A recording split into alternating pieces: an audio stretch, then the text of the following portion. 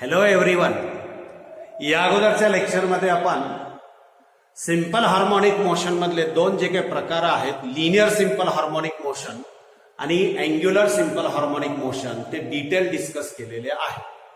Linear simple harmonic मोशनच्या बाबतीमधलं एक example आपण simple पेंडलमचं जे आहे ते डिस्कस केलेलं आहे.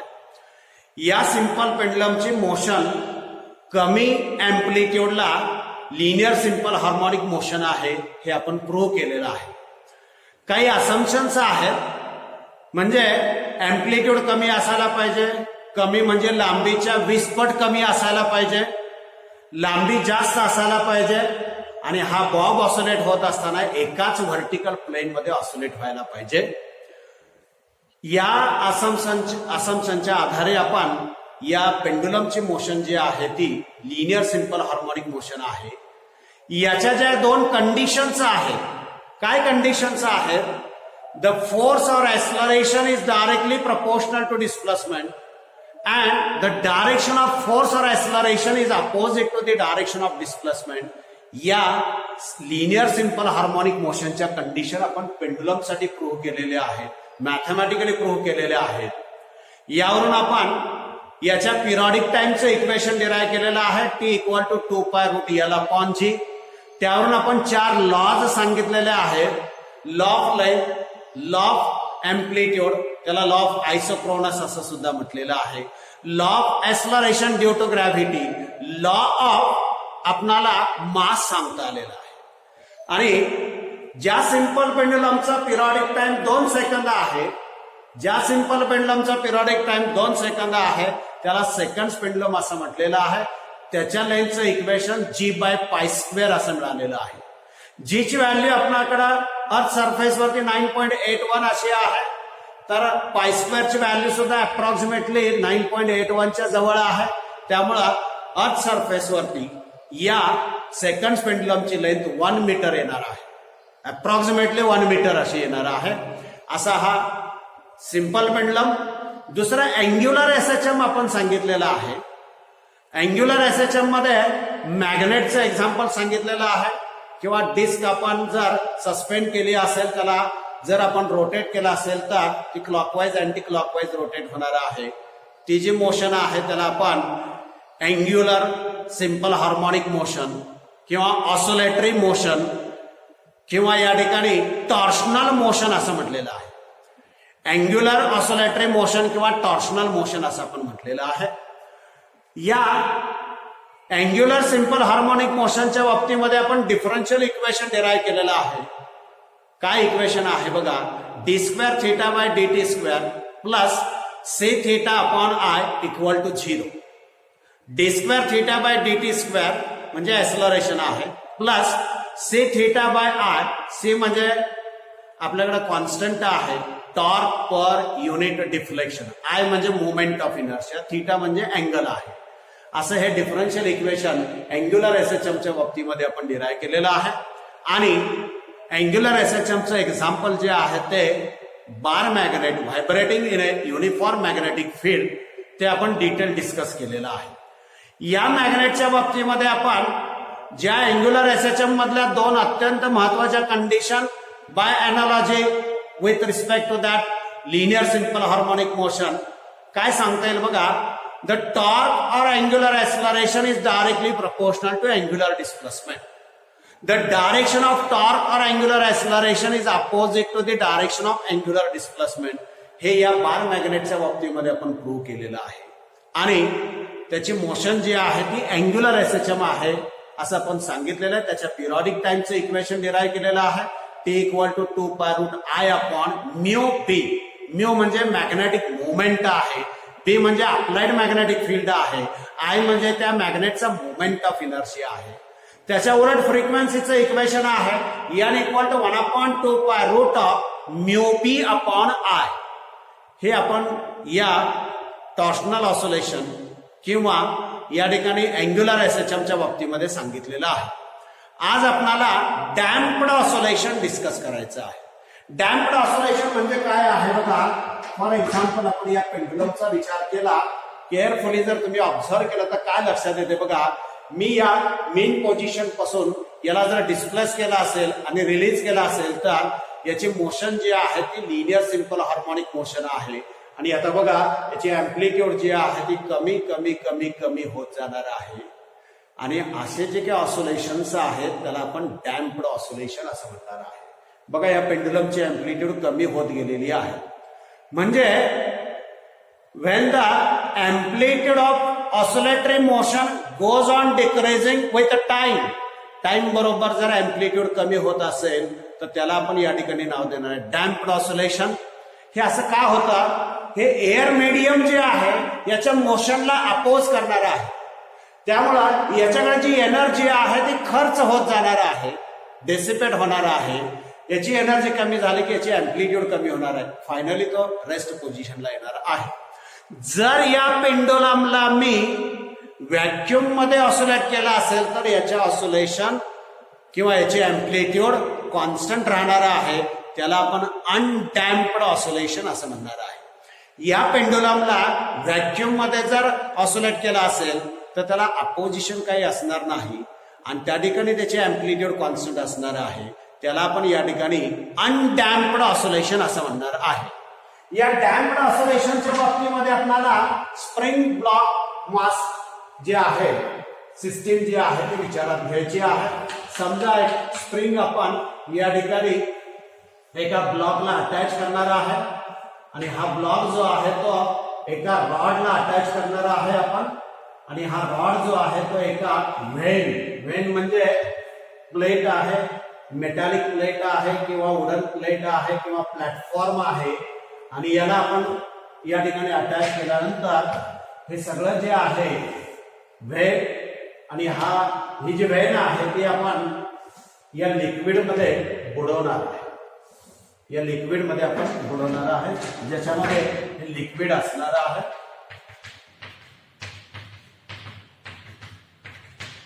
ही आहे ती व्हेन आहे. व्हेन म्हणजे प्लॅटफॉर्म किंवा प्लेट आहे. हा ब्लॉक आहे, ही स्प्रिंग आहे, हा रिजिड सपोर्ट आहे.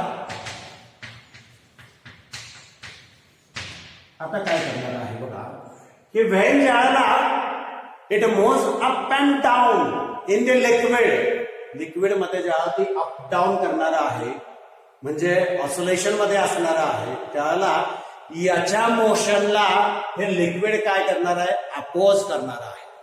याच्या मोशनला लिक्विड जे आहे ते अपोज करणार आहे. लिक्विड आणि एअरची जी काय अपोजिंग प्रॉपर्टी आहे त्याला आपण व्हिस्कॉसिटी असं म्हटलेलं आहे. सॉलिडच्या बाबतीमध्ये दोन सॉलिड सरफेसच्या बाबतीमध्ये त्याला फ्रिक्शन असं म्हटलेलं आहे. हे लिक्विड या व्हेनच्या मोशनला अपोज करणारा आहे. पर्यायाला या सिस्टीमला काय करणार आहे, अपोज करणार आहे. या सिस्टीमला काय करणार आहे, अपोज करणार आहे.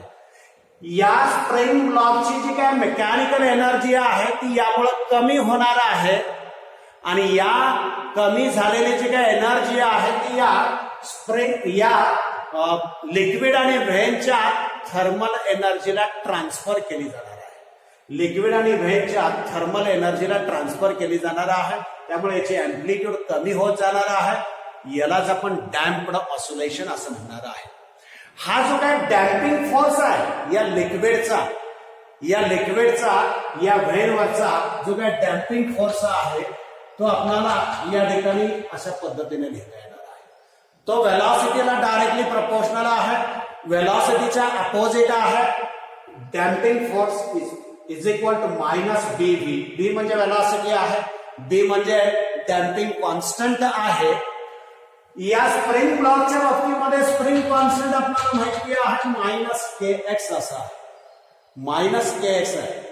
रिस्टोरिंग फोर्स किंवा spring force is directly proportional to displacement and opposite to the direction of displacement. म्हणजे टोटल फोर्स आहे तो आपल्याला एफडी प्लस एफ एस लिहिता आहे. फोर्स म्हणजे mass into acceleration minus B V minus K X असं लिहिता आहे. M A equal to B V plus करता येईल आपल्याला M A plus B V plus K X equal to 0 लिहिता आहे. के म्हणजे एक्सलरेशन म्हणजे D square X by D T square असं लिहिता येते. व्ही म्हणजे velocity D X by D T असं लिहिता आहे. Plus K X equal to 0 this is the differential equation of damped oscillatory motion. कारण या मॅथमॅटिकल इक्वेशन मध्ये डेरिव्हेटिव्हच्या टर्म आहे. सेकंड ऑर्डर डेरिव्हेटिव्ह आहे, फर्स्ट ऑर्डर डेरिव्हेटिव्ह आहे. ज्या मॅथमॅटिकल इक्वेशन मध्ये डेरिव्हेटिव्हचे टर्म आहे त्याला आपण डिफरन्शियल इक्वेशन असं म्हटलेलं आहे. हे या डॅम्प्ड ऑसिलेटरी मोशनचं डिफरन्शियल इक्वेशन हे सॉल्व्ह करणं आपल्या सिलेबसमध्ये एक्सपेक्टेड नाही. मात्र जर सॉल्व्ह केला तर आपल्याला काय मिळणार आहे बघा. x equal to a e raised to minus bt upon 2m cos of omega dash t plus omega dash t plus हा जो काय इनिशियल फेज आहे तो फाय असा मिळणार आहे. हे कॉस फंक्शन जे आहे ते काय इंडिकेट करणार आहे. ती मोशन जी आहे ती सिंपल हार्मोनिक मोशन आहे हे इंडिकेट करणार आहे. हे कॉस फंक्शन जे आहे ती ही मोशन जी आहे ती सिंपल हार्मोनिक मोशन आहे ते असं इंडिकेट करणार आहे. यातला ओमेगा डॅश आपला लिहिता या अगोदर आपण ओमेगा बद्दल लिहिलेलं आहे √k/m. मात्र डॅम्प्ड ऑसिलेटरी मोशन साठी k/m मायनस b/2m स्क्वेअर असेल. b/2m². Omega dash equal to √k/m minus b/2m² असं लिहिता येणार आहे. आणि जर आपल्याला पिरियडिक टाइम पाहिजे असेल तर 2π/√k/m मायनस b/2m² असं लिहिता येईल. हे पिरियडिक टाइमचं इक्वेशन आहे डॅम्प्ड ऑसिलेटरी मोशन. बघा अगोदर जर आपण डॅम्प्ड मोशन असेल तर t इक्वल टू 2π/√k/m असं मिळणार आहे. यातला हा फॅक्टर काय झालेला आहे वजा झालेला आहे. म्हणजे डिनॉमिनेटरचा फॅक्टर आहे तो काय होणार आहे या k/m मधून हा फॅक्टर वजा झालेला आहे. म्हणजे डिनॉमिनेटर जो आहे तो कमी होणार आहे. कमी होणार आहे म्हणजे पिरियडिक टाइम जो आहे तो काय होणार आहे वाढणार आहे. पिरियडिक टाइम जो आहे तो काय होणार आहे या ठिकाणी वाढणार आहे. असं हे डॅम्प्ड ऑसिलेटरी मोशन. आणि आता जर आपण या एम्प्लिट्यूड आणि टाइमचा जर ग्राफ काढला तर नेचर जे आहे कशा पद्धतीने मिळणार आहे बघा. एम्प्लिट्यूड आणि जर या टाइमचा आपण ग्राफ काढला तर या ग्राफचं नेचर जे आहे ते आपल्याला कशा पद्धतीने मिळणार आहे बघा. एक्स ऍक्सिसला टाइम आहे,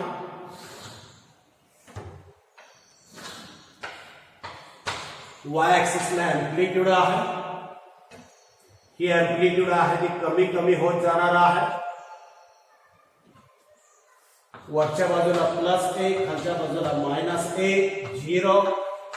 ही डिस्प्लेसमेंट जी आहे डिस्प्लेसमेंट अगेन्स्ट टाइम एम्प्लिट्यूड याची कमी कमी होत जाणार आहे. कशा पद्धतीने होणार आहे बघा.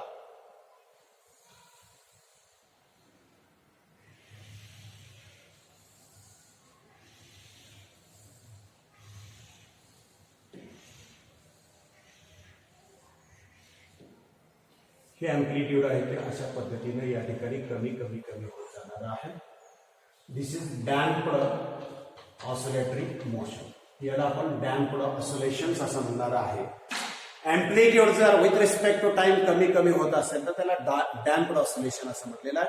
जर एम्प्लिट्यूड कॉन्स्टंट राहत असेल तर त्याला आपण अनडॅम्प्ड ऑसिलेशन असं म्हणणार आहे. आणि आता पुढच्या पार्ट मध्ये आपल्याला फ्री व्हायब्रेशन्स, फोर्स्ड व्हायब्रेशन्स आणि रेझोनन्स या 3 टर्म सांगायचे आहेत. फ्री व्हायब्रेशन्स, फोर्स्ड व्हायब्रेशन्स आणि रेझोनन्स. याला आपण फ्री व्हायब्रेशन असं म्हणणार आहे. हा पेंडुलम समजा या ठिकाणी मेन पोझिशन पासून बाजूला डिस्प्लेस केला आणि रिलीज केला. This is nothing but the free vibrations. हे जे काय व्हायब्रेशन्स आहे त्याला नॅचरल व्हायब्रेशन, फ्री व्हायब्रेशन असं म्हणणार आहे. एका सेकंदामधल्या ज्या व्हायब्रेशन्स आहेत त्याला आपण नॅचरल फ्रिक्वेन्सी असं म्हणणार आहे. या पेंडुलमच्या व्हायब्रेशन जे आहेत त्या फ्री व्हायब्रेशन्स. समजा त्या ठिकाणी आपण पेंडुलमच्या बाबतीमधलं फ्रिक्वेन्सीचं इक्वेशन आहे 1/2π√g/L असं आहे. Natural vibration, free vibration, forced vibration म्हणजे समजा याला आपण जर बाहेरून एक्सटर्नल पिरियॉडिक फोर्स अप्लाय केला असेल आणि जर ही बॉडी हा पेंडुलम व्हायब्रेशन मध्ये राहत असेल तर त्याला आपण फोर्स्ड व्हायब्रेशन असं म्हणणार आहे. when a material body is vibrated under the action of external periodic force, then the body vibrates with the frequency of external periodic force. Body vibrate होत असताना अप्लाय केलेल्या पिरियॉडिक फोर्सच्या फ्रिक्वेन्सीने व्हायब्रेट होणार आहे त्याला आपण फोर्स्ड व्हायब्रेशन असं म्हणणार आहे. जर बॉडीची नॅचरल फ्रिक्वेन्सी आणि आपण अप्लाय केलेल्या फोर्सची फ्रिक्वेन्सी पिरियॉडिक फोर्सची फ्रिक्वेन्सी इक्वल झाली तर बॉडी मॅक्झिमम अँप्लिट्यूडनं व्हायब्रेट होणार आहे त्याला आपण रेझोनन्स असं म्हणणार आहे. त्याला आपण रेझोनन्स असं म्हणणार आहे. फ्री व्हायब्रेशन म्हणजे काय? when a material body displaced from its main position and released, then it performs certain vibrations before coming to rest. हे बॉडी स्थिर होण्या अगोदर काही व्हायब्रेशन्स निर्माण करणार आहे याला फ्री व्हायब्रेशन किंवा नॅचरल व्हायब्रेशन किंवा त्याला त्याची जी फ्रिक्वेन्सी आहे त्याला नॅचरल फ्रिक्वेन्सी असं नाव दिलेलं आहे. समजा या बॉडीला व्हायब्रेट करण्यासाठी बाहेरून जर कंटिन्युअस फोर्स अप्लाय करत असेल आपण एक्सटर्नल पिरियॉडिक फोर्स तर ही बॉडी कंटिन्युअस व्हायब्रेशन मध्ये राहणार आहे आणि एक्सटर्नल पिरियॉडिक फोर्सची फ्रिक्वेन्सी जेवढी आहे तेवढ्या फ्रिक्वेन्सीनं व्हायब्रेट होणार आहे याला आपण नाव देणार आहे फोर्स्ड व्हायब्रेशन. जर या बॉडीची नॅचरल फ्रिक्वेन्सी आणि आपण अप्लाय केलेल्या फोर्सची पिरियॉडिक फोर्सची फ्रिक्वेन्सी इक्वल झाली तर बॉडी मॅक्झिमम अँप्लिट्यूडनं व्हायब्रेट होणार त्याला आपण या ठिकाणी नाव देणार आहे रेझोनन्स. त्याच्यावरती एक साधं डेमॉन्स्ट्रेशन आपण या ठिकाणी दाखवणार आहे. बघा 4 पेंडुलम आहेत या ठिकाणी लक्षात येतात का? बघा आपल्या वेगवेगळे 4 पेंडुलम आहेत 4 वेगवेगळ्या लेंथ आहेत. या पहिल्या आणि तिसऱ्या म्हणजे बोर्ड करून जर आपण आलो तर याची लांबी बघा आणि या तिसऱ्या पेंडुलमची लांबी सारखी आहे. दुसऱ्याची लांबी आहे ती कमी आहे चौथ्याची लांबी आहे ती जास्त आहे. या 4 पेंडुलम मध्ये जर बोर्ड पासून आपण विचार केला तर हा पहिला दुसरा तिसरा चौथा ABCD हे 4 पेंडुलम आहे. आता काय करणार आहे बघा आपण एका पेंडुलमला ऑसिलेट करणार आहे त्याला मेन पोझिशन पासून बाजूला घेऊन आपण बाजूला सोडणार आहे आणि त्याच्या ज्या व्हायब्रेशन्स आहेत त्या नॅचरल असणार आहे.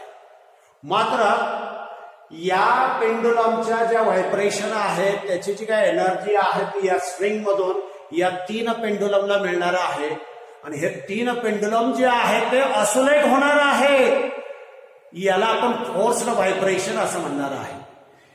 आपण ऍक्च्युली या पहिल्या पेंडुलमला ऑसिलेट करणार आहे याची व्हायब्रेशनल एनर्जी या स्ट्रिंग मधून या 3 पेंडुलमला मिळणार आहे आणि हे 3 पेंडुलम ऑसिलेट होणार आहेत याला आपण फोर्स्ड व्हायब्रेशन असं म्हणणार आहे. बघा लक्षात येते का आपल्या हा पेंडुलम हे सगळे स्थिर आहेत मेन पोझिशनला आहेत इक्विलिब्रियम पोझिशनला आहेत आणि आता आपण पहिल्या पेंडुलमला ऑसिलेट करणार आहे. बघा बाजूला ओढून सोडणार आहे. याच्या ज्या ऑसिलेशन आहेत या नॅचरल ऑसिलेशन्स नॅचरल व्हायब्रेशन बघा मी रिलीज करणार आहे. केअरफुल ऑब्झर्वेशन बघा हे 3 पेंडुलम ऑसिलेशन्स मध्ये येणार आहे याला फोर्स्ड ऑसिलेशन असं म्हणणार आहे. मी हा पेंडुलम रिलीज करणार आहे. बघा आपलं काही केअरफुल ऑब्झर्वेशन बघा या तिघाला मी ऑसिलेट केलेलं नाही मात्र याची व्हायब्रेशनल एनर्जी या स्ट्रिंग मधून या 3 पेंडुलमला मिळालेली आहे आणि हे 3 पेंडुलम जे आहेत ते ऑसिलेट होत राहिलेले आहेत. हे 3 पेंडुलम जे आहेत ते ऑसिलेट होत राहिलेले आहेत. बघा याचे ऑसिलेशन कमी कमी होणार नंतर याच्या कमी झालेले आहेत बघा आता आणि आता या तिसऱ्या पेंडुलमचे ऑसिलेशन कमी झाल्या या पहिल्या पेंडुलमचे ऑसिलेशन वाढणार आहे. बघा केअरफुल ऑब्झर्वेशन तुमचं काय आहे. तुम्ही सुद्धा हा एक्सपेरिमेंट करू शकता घरी. बघा ऑसिलेशन जे आहे त्या या पहिल्या पेंडुलमला आपण बाजूला ओढून सोडलेला आहे त्याच्या ऑसिलेशन्स वाढायला लागल्या. बघा त्याची जी काय फ्रिक्वेन्सी आहे, त्याचे काय व्हायब्रेशन्स आहे, त्याला आपण नॅचरल किंवा फ्री व्हायब्रेशन असं म्हणणार आहे. त्याच्यामुळे हे 3 पेंडुलम ऑसिलेट झालेले आहेत, त्याला फोर्स व्हायब्रेशन असं म्हणणार आहे. या दोघांची लांबी सारखी आहे, त्यामुळं हा पेंडुलम ऑसिलेट होत असताना मॅक्सिमम अँप्लिट्यूडनं व्हायब्रेट होणार आहे, ऑसिलेट होणार आहे. त्याला आपण रेझोनन्स असं नाव देणार आहे. बघा पुन्हा एकदा बघा या ठिकाणी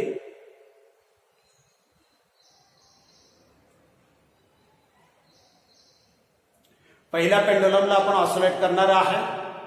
त्याच्या जे ऑसिलेशन आहे ते नॅचरल या स्ट्रिंग मधून ती जी व्हायब्रेशनल एनर्जी आहे ती या 3 पेंडुलमला मिळणार आहे आणि हे तिन्ही पेंडुलम ऑसिलेशन मध्ये येणार आहे. त्याला आपण या ठिकाणी फोर्स्ड व्हायब्रेशन किंवा ऑसिलेशन असं म्हणणार आहे. बघा या पेंडुलमचे अँप्लिट्यूड बघा जास्तीत जास्त मिळणार आहे.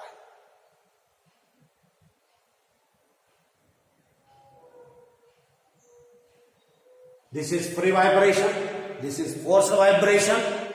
आणि आपण अप्लाय केलेल्या या पेंडुलम मुळे जे काही व्हायब्रेशन्स, जी काही फ्रिक्वेन्सी आहे तेवढ्याच फ्रिक्वेन्सीला हा तिसरा पेंडुलम व्हायब्रेट होणार आहे. तो मॅक्सिमम अँप्लिट्यूडनं व्हायब्रेट होणार. त्याला आपण या ठिकाणी नाव देणार आहे जे काय रेझोनन्स. रेझोनन्स मध्ये natural frequency of body and frequency of external periodic force equal होणार आहे. याला आपण रेझोनन्स असं म्हणणार आहे.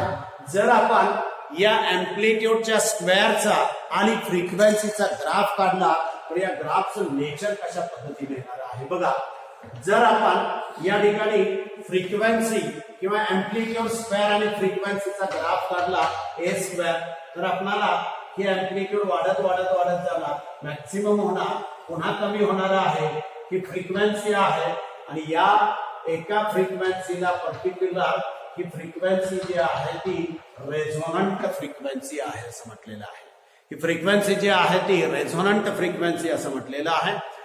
ही जी फ्रिक्वेन्सी आहे ती फोर्स्ड व्हायब्रेशनची फ्रिक्वेन्सी आहे आणि फ्रिक्वेन्सी वाढवत गेल्यानंतर अँप्लिट्यूड वाढत जाणार आहे. ज्यावेळेला बॉडीची नॅचरल फ्रिक्वेन्सी आणि एक्सटर्नल पिरियडिक फोर्सची फ्रिक्वेन्सी इक्वल होणार आहे त्यावेळेला बॉडी मॅक्सिमम अँप्लिट्यूडनं व्हायब्रेट होणार आहे असं आपल्याला या ठिकाणी सांगता आलेलं आहे. फ्री व्हायब्रेशन, फोर्स्ड व्हायब्रेशन आणि रेझोनन्स अशा 3 टर्म या ठिकाणी आपल्याला डिस्कस करता आलेल्या आहेत. याला रेझोनन्स कर्व असं सुद्धा म्हटलेलं आहे. हे जे काय अँप्लिट्यूड स्क्वेअर आणि फ्रिक्वेन्सीचा ग्राफ काढलेला आहे याला आपण म्हणजे फोर्स्ड व्हायब्रेशनची, फोर्स्ड पिरियडिक फोर्सची फ्रिक्वेन्सी वाढवत गेल्यानंतर एका पर्टिक्युलर फ्रिक्वेन्सीला त्या बॉडीची नॅचरल फ्रिक्वेन्सी अप्लाय केलेल्या एक्सटर्नल पिरियडिक फोर्सच्या फ्रिक्वेन्सी एवढी झाली की अँप्लिट्यूड आहे ती मॅक्सिमम होणार आहे. असा हा कर्व आहे, त्याला रेझोनन्स कर्व असं म्हटलेलं आहे. या रेझोनन्सचा उपयोग जो आहे तो काही म्युझिकल इन्स्ट्रुमेंट मध्ये केलेला आहे. काही अल्टरनेटिंग सर्किटचे जे काय अल्टरनेटिंग करंटचे जे काही सर्किट्स आहेत, ELC circuit, inductor capacitor circuit, यामध्ये सुद्धा या रेझोनन्सचा वापर केलेला आहे. डिटेल आपल्याला त्या चॅप्टरमध्ये पुन्हा डिस्कस करायचं आहे. आजच्या या लेक्चरमध्ये आपण डॅम्प्ड ऑसिलेटरी मोशन, त्याचं डिफरन्शियल इक्वेशन आणि त्याचं डायरेक्ट सोल्युशन घेतलेलं आहे. डिस्प्लेसमेंटचं equation x = e⁻⁻bt/2m cos ω'(t+φ). Phi हा इनिशियल फेज असं येणार आहे. याच्या इक्वेशन मध्ये, डिस्प्लेसमेंटच्या इक्वेशन मध्ये कॉस फंक्शन आहे. त्याचाच अर्थ ही मोशन जी आहे ती सिंपल हार्मोनिक मोशन असं सांगता आलेलं आहे. आणि फ्री व्हायब्रेशन, फोर्स व्हायब्रेशन आणि रेझोनन्स डिस्कस केलेला आहे. ओके.